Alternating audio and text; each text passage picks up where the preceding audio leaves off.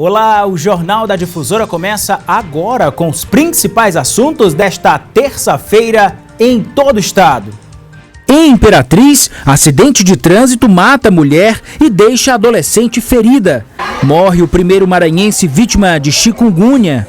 E você sabia que pode aproveitar as cascas dos alimentos? Veja como no JD de hoje.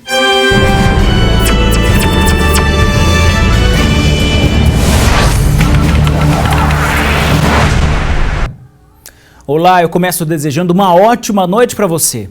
E a violência no trânsito de Imperatriz não para de fazer vítimas. Uma mulher de 58 anos de idade morreu durante um grave acidente em um cruzamento.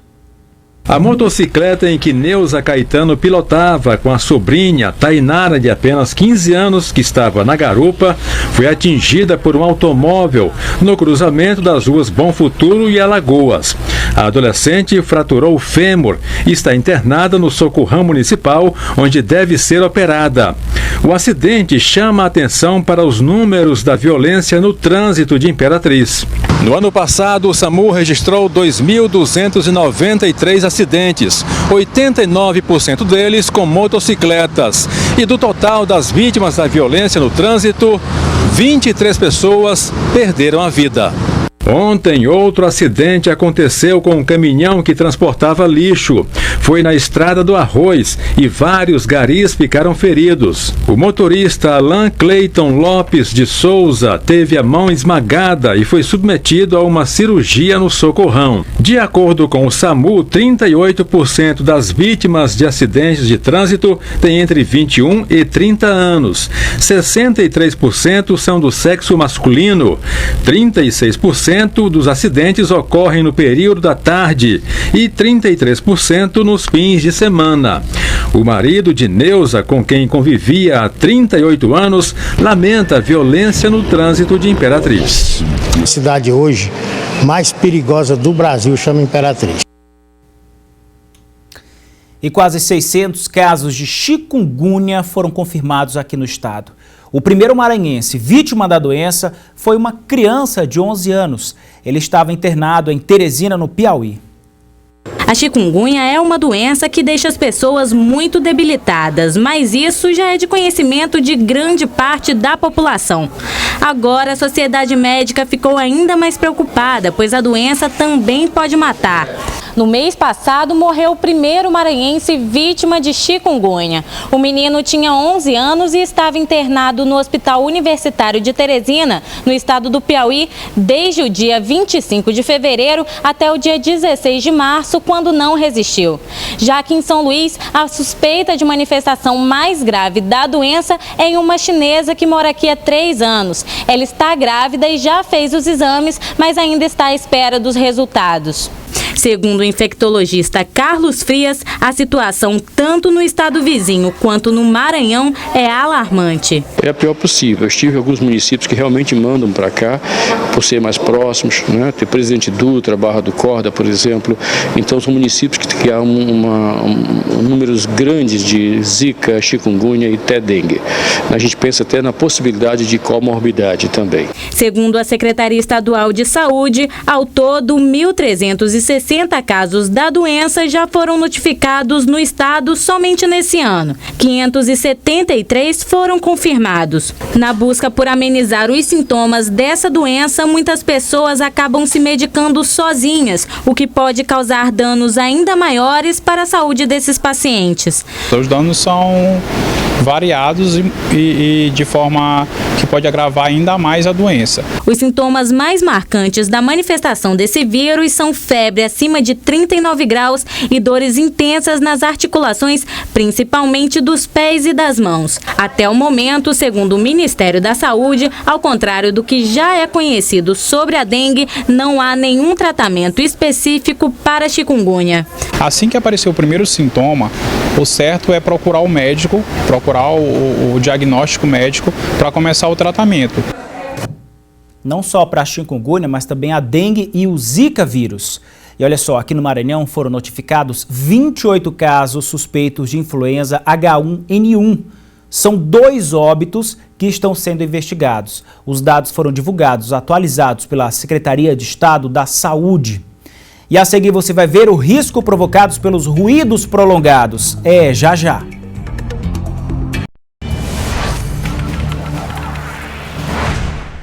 Já de volta, e a Câmara dos Deputados aprovou o relatório do impeachment da presidente Dilma Rousseff, assunto que repercute em todo o Brasil e aqui no Maranhão não é diferente. O deputado Everton Rocha, do PDT maranhense, saiu em defesa da democracia. Foram 38 votos a favor e 27 contrários. Por meio de questão de ordem, a deputada Elisiane Gama, do PPS pelo Maranhão, pediu a anulação da defesa feita pelo advogado-geral da União, José Eduardo Cardoso. A posição de ordem pessoal e ordem jurídica da presidente Dilma não podem ser confundidas. A posição do ministro, quando vem nesta comissão, ele na verdade é advogado da AGU. Não pode exercer o papel que ele está exercendo nesta comissão de fazer a defesa como pessoa física da presidente Dilma. 2 dos discursos mais críticos ao relatório de Jovair foram o do PTN e do PDD, cujos líderes não apoiaram a tentativa de destituir uma presidente eleita pelo voto popular. Em resposta à deputada Elisiane, o deputado Everton Rocha contraditou para que a presidente tenha direito à ampla e irrestrita defesa. Tenho o maior carinho pela nobre colega deputada Elisiane Gama, mas usar aqui o argumento do impeachment do Collor para pedir anulação da defesa, primeiro eu queria lembrar a nobre deputada. Primeiro lembrar a nobre deputada que na comissão do impeachment, deputada Elisiane Gama, não teve nem audiência pública. Nós não tivemos nem reunião. Não teve nem. Essa é a 11ª reunião. Parabéns, deputado Rogério Rosso, parabéns a todos os deputados que estão aqui dioturnamente discutindo esse processo. Então, vim lembrar que no momento difícil desse, nós tínhamos que ter, deputado, era todo dia a defesa, para não deixar nenhum tipo de discussão, nenhum tipo de brecha, nenhum tipo de janela. E aí é importante a gente lembrar o discurso que nós fazemos aqui em Brasília e o discurso que é feito nas nossas bases. A gente não está aqui discutindo popularidade ou questão política de governo. Se tem um processo claro que está aberto e as acusações que estão aqui, todas, têm direito de ampla e mais restrita defesa. Portanto, senhor presidente, a gente faz o pedido para que não seja acatada essa questão de ordem e a defesa que foi feita aqui seja mantida. E se necessário for, que ouçamos mais ainda, porque nunca demais é ouvir. Todas as notícias de hoje de Brasília, essa questão do impeachment, você vai acompanhar daqui a pouco, na sequência do JD, no SBT Brasil, todas essas discussões em torno deste tema que todo o país está observando muito atentamente. Agora, mudando de assunto, o barulho excessivo pode comprometer a saúde dos ouvidos e provocar a surdez a longo prazo. É preciso tomar cuidado, porque até mesmo aqueles sons que parecem inofensivos ajudam a diminuir a capacidade auditiva. O barulho é o que mais colabora para a existência da poluição sonora, que pode prejudicar a percepção de um sinal ou gerar desconforto. Não permite que você fale direito com as pessoas que você atende no telefone. Isso tudo incomoda e atrapalha. Aqui na Rua Grande é comum ter bastante barulho. A poluição sonora ocorre quando, num determinado ambiente, o som altera a condição normal de audição, causando danos ao corpo e na qualidade de vida das pessoas. O especialista Pedro Serafim explica os efeitos negativos do barulho para o sistema auditivo. Desde a perda auditiva propriamente dita, né, que também é chamada de hipoacusia, outras alterações correlacionadas com essas células da orelha interna, que é a cóclea. Então isso pode trazer danos como zumbido, que é também chamado de tinnitus, aquela sensação de desconforto auditivo. A Organização Mundial de Saúde considera que o som deve ficar em até 50 decibéis, que é a unidade de medida do som, para não causar prejuízos ao ser humano. É porque aparece no aparelho, né? Então eu procuro sempre deixar. Ou então se tem um ruído muito grande no ambiente, eu prefiro não ouvir no fone. Você não tem o cuidado no volume do fone de ouvido? Tenho não. Mas você está ciente que isso prejudica a tua audição? Sim, estou ciente. E atenção para os principais efeitos negativos da poluição sonora e saiba como prevenir. Existe também um limite aí mais ou menos de 75 a 85 decibéis, quem trabalha em ambiente ruidoso, no máximo 8 horas por dia. Além disso, ainda se preconiza até o uso dos protetores, né?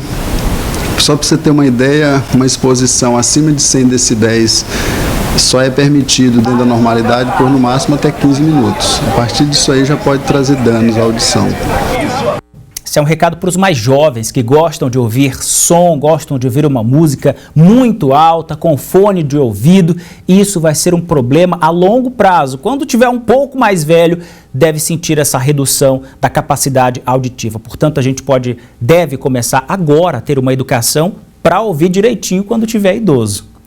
O pagamento do IPTU 2016 em cota única com desconto de 15% foi prorrogado até a próxima sexta-feira. Para ter acesso ao boleto com o novo código de barras, o contribuinte precisa acessar a página da Secretaria Municipal de Fazenda na internet. E aí um recado, você que já tem o boleto em casa, recebeu em casa, também deve ir na internet emitir um novo boleto, porque daí vai sair um novo código de barras que vai permitir esse desconto de 15% até a próxima sexta-feira. E depois do intervalo você vai ver que pode aproveitar a casca dos alimentos. Já já.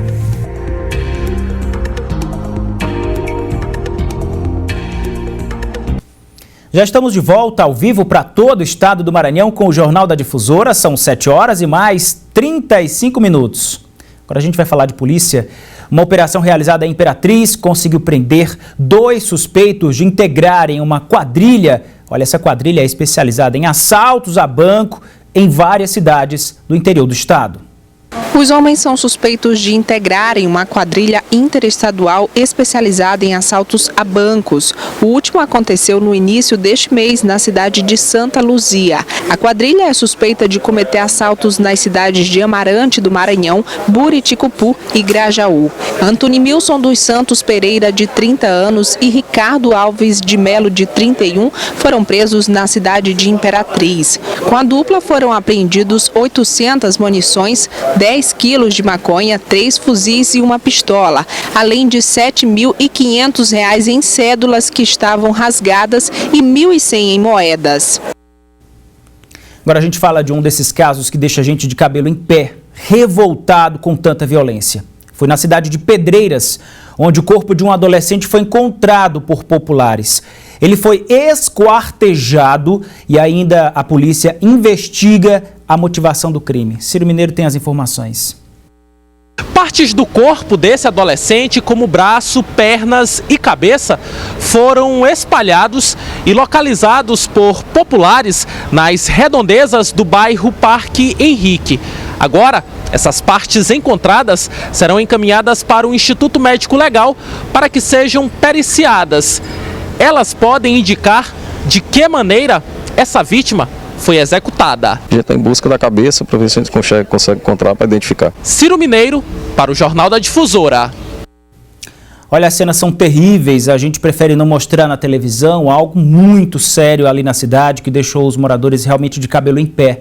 A gente espera que esse caso seja solucionado, a mãe estava ali próximo, a mãe que é usuária de drogas e também estava falando sobre o filho que estava na casa de outra pessoa. Todo esse caso a gente vai entendendo também no portal idifusora.com, que tem informações atualizadas. O que a gente espera e pede a Deus é que essa violência desenfreada tenha um fim, acabe, em todo o estado do Maranhão. Um caso horrível como esse, infelizmente, a gente tem que noticiar. Vamos mudar de assunto, porque com a crise não está nada fácil manter a saúde financeira em casa. Para garantir os itens da cesta básica na mesa, o maranhense precisa pesquisar e pesquisar muito. É que um levantamento mostra uma grande diferença de preços entre os estabelecimentos. A pesquisa foi realizada pelo Procon através de visitas em 7 estabelecimentos comerciais. O resultado foi surpreendente. Entre os mais de 100 itens, a maior variação de preços verificada foi a dúzia de ovos brancos. Em um supermercado, o produto foi encontrado a 173% mais caro. Demonstra a importância do consumidor realizar essas pesquisas antes de comprar algum produto.